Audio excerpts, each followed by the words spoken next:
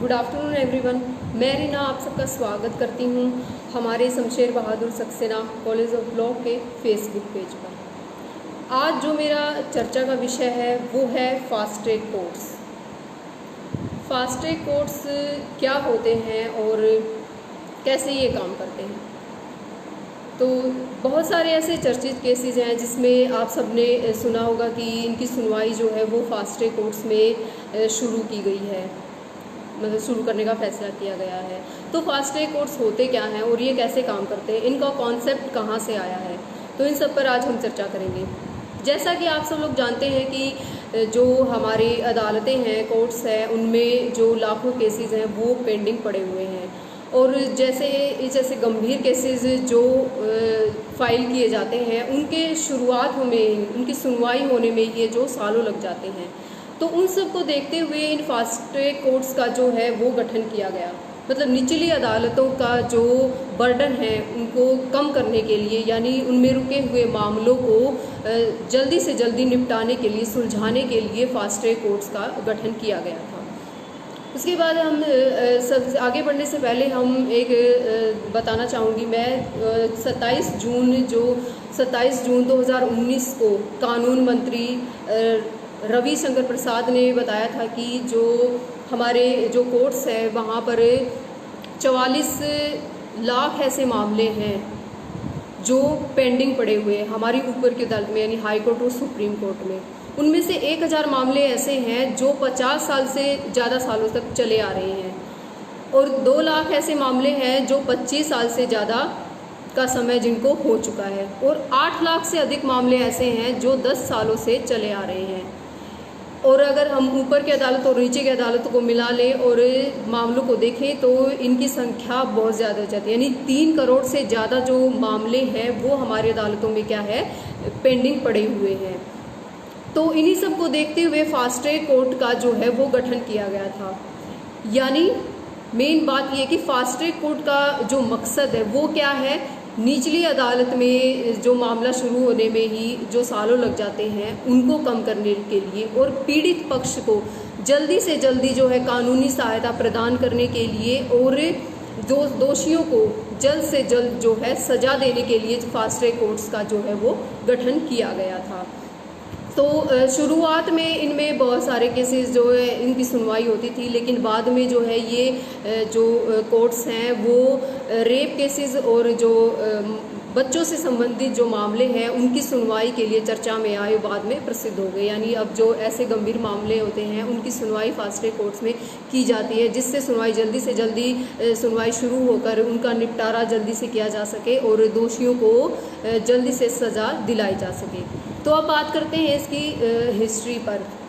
इसका हिस्ट्री ज़्यादा पुरानी नहीं है।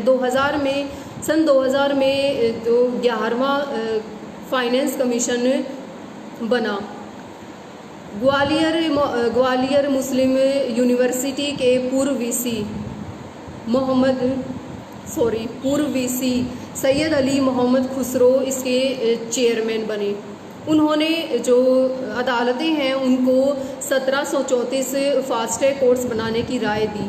जो अदालतों में जो पेंडिंग जो केसेस पड़े हुए हैं उनको निपटाने के लिए फास्ट ट्रैक कोर्ट्स बनाने की जो है वो राय दी, और साथ ही 502 करोड़ का जो है वो सहायता भी दी गई, राशि दी गई। फाइनेंस कमीशन ने 502 करोड़ की जो है वो राशि दी गई और ये राशि सीधे राज्य सरकारों को भेजी गई, जिससे वो अपने हाई कोर्ट से सलाह मशवरा करने के बाद जो है इन फास्ट ट्रैक कोर्ट्स का गठन कर सके और जो पेंडिंग जो मामले पड़े हुए हैं उनको जल्दी से जल्दी निपटाकर दोषियों को सज़ा सुनाई जा सके। ये जो फंड है वो 5 साल के लिए दिया गया था और उम्मीद की जा रही थी कि इस समय में जो पेंडिंग जो केसेस हैं वो निपटा लिए जाएंगे और जो बर्डन है, सेशन कोर्ट का जो बर्डन है वो थोड़ा कम होगा। तो 31 मार्च 2005 को जो है वो फास्ट ट्रैक कोर्ट का अंतिम दिन था और उस समय देश में 1562 जो फास्ट ट्रैक कोर्ट्स हैं वो कार्यरत थी, लेकिन इसमें ये उतना काम नहीं कर पाई थी जितना कि सोचा गया था और केवल 30% मामले ही इस फास्ट ट्रैक कोर्ट्स ने सुलझाए थे। तो सरकार ने इसका कार्यकाल 5 साल और आगे बढ़ाया गया।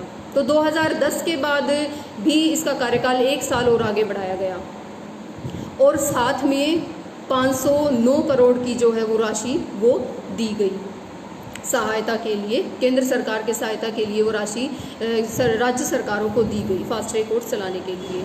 2011 और 12 में जो केंद्र सरकार से मिलने वाली जो सहायता थी वो बंद होने वाली थी। तो 2012 में सुप्रीम कोर्ट ने ये फैसला लिया कि फास्ट ट्रैक कोर्ट्स को चलाने के लिए राज्य सरकार जो है वो पूर्णतः स्वतंत्र है, यानी उनको चलाने के लिए और बंद करने के लिए पूर्णतः स्वतंत्र हैं। यदि वह उनको चलाने में समर्थ है तो इनको आगे जारी रख सकते हैं, नहीं तो इनको बंद भी कर सकते हैं। तो आगे और 2015 तक सहायता देने का फैसला भी किया गया, यानी केंद्र सरकार से 2015 तक राज्य सरकार को सहायता दी गई फास्ट ट्रैक कोर्ट्स चलाने के लिए। और साथ ही जजों की सैलरी देने के लिए सालाना 80 करोड़ रुपए भी दिए गए। उसके बाद जो केंद्र सरकार से मिलने वाली जो सहायता थी वो बंद हो गई, जिससे बहुत सारी जो फास्ट ट्रैक कोर्ट्स हैं वो भी क्या हो गया, बंद हो गई, क्योंकि राज्य सरकार जो है इनको चलाने में समर्थ हुई और इनको बंद कर दिया गया। उसके बाद आती है कि ये फास्ट ट्रैक कोर्ट्स काम कैसे करती हैं।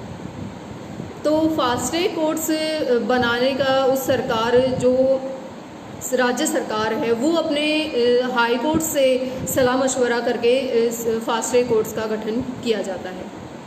इसमें हाई कोर्ट्स है जो वो फास्ट ट्रैक कोर्ट्स को टाइमलाइन भी दे सकती है, यानी कि इस टाइमलाइन तक आपको इस मामले की सुनवाई करनी है और दोषियों को सज़ा सुनानी है। और उस टाइमलाइन के आधार पर ही जो फास्ट ट्रैक कोर्ट्स होता है वो ये तय करता है कि सुनवाई हर रोज़ सुनवाई होगी या फिर कुछ दिनों के अंतराल पर सुनवाई की जाएगी। और उसके बाद दोनों पक्षों की सुनवाई के बाद तय टाइमलाइन के अंदर ही, यानी जितने टाइमलाइन को दी गई है, जितना समय का टाइम उनको दिया गया है, उसके अंदर ही दोनों पक्षों का सुनवाई के बाद ही अंतिम फैसला लिया जाता है। मैं आपको यहाँ पर बता दूं कि फास्ट ट्रैक कोर्ट का गठन जिस मामले के लिए किया जाता है उसमें सिर्फ उसी मामले की सुनवाई की जाती है। इसके बाद आते हैं इसके क्या क्या बेनिफिट्स हैं। तो फास्ट ट्रैक कोर्ट का सबसे बड़ा बेनिफिट है कि इसकी डिलीवरी रेट क्या है, बहुत तेज़ है। मामले की जल्दी सुनवाई करके उसका निपटारा कर दिया जाता है। सेशन कोर्ट का जो बर्डन है वो भी थोड़ा कम हुआ है। कई मामलों में फास्ट ट्रैक कोर्ट्स ने जो है 1 हफ्ते के अंदर ही सुनवाई करके दोषियों को सज़ा सुनाई है।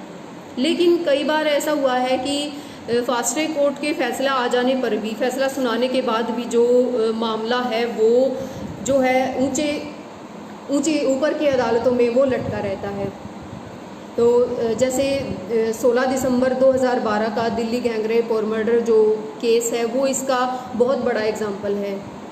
2012 में जब ये घटना हुई थी तो दिल्ली हाई कोर्ट ने एक फास्ट ट्रैक कोर्ट का गठन का आदेश दिया था, फैसला सुनाया था और कहा था कि इस केस की सुनवाई जो कोर्ट में शुरू की जाएगी। तो कुल 6 आरोपी थे, उनमें से एक आरोपी ने जेल में सुसाइड कर लिया था, मतलब सुनवाई के दौरान ही उसकी मौत हो गई थी।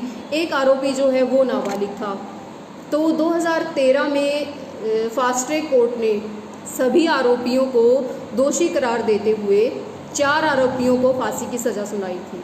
उसके बाद मामला जो है वो हाई कोर्ट में गया।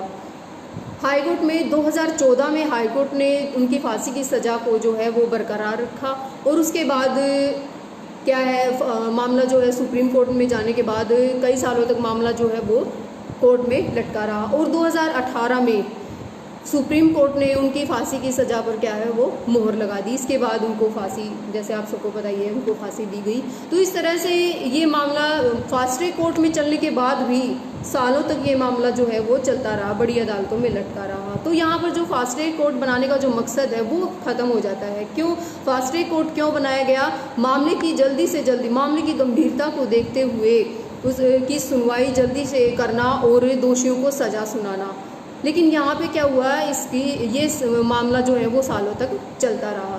तो इसी तरह से फास्ट ट्रैक कोर्ट में भी बहुत खामियां। चिंताजनक बात यह है कि देश के ऐसे अभी भी 16 राज्य ऐसे हैं जहां पर एक भी फास्ट ट्रैक कोर्ट नहीं है।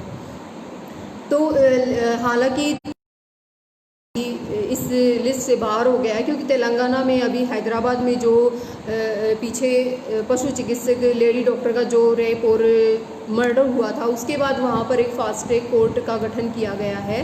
तो लेकिन बहुत सारे राज्य ऐसे हैं जहाँ पर अभी भी एक भी फास्ट ट्रैक कोर्ट नहीं है, यानी इस दिशा में जितना अभी काम होना था वो नहीं हुआ है। एक यहाँ पर इस क्षेत्र में ज़्यादा प्रगति देखी जा सकती है। अकेले उत्तर प्रदेश में 2000 फास्ट ट्रैक कोर्ट्स जो हैं वो इस समय काम कर रही हैं। लेकिन 2019 में कानून मंत्रालय के अनुसार 2019 में देश में जो है वो 582 जो फास्ट ट्रैक कोर्ट्स हैं वो काम कर रही हैं। लेकिन इनमें इस के बेनिफिट्स होते हुए फास्ट ट्रैक कोर्ट्स की कुछ खामियां भी हैं, जैसे उनके प्रामाणिकता पर अब कोई प्रमाण नहीं, यानी फैसलों की प्रामाणिकता पर कई बार जल्दबाजी में फैसलों का जो है वो गलत फैसलों का भी संदेह किया जा सकता है कि फैसले कई बार जल्दबाजी में गलत हो जाते हैं। कई बार जो जजेस हैं वो उनको लगता है अगर ये दोषी है तो उनको दोषी करार दे दिया जाता है, अगर उनको लगता है कि ये दोषी नहीं है तो उनको बेगुनाह साबित कर दिया जाता है।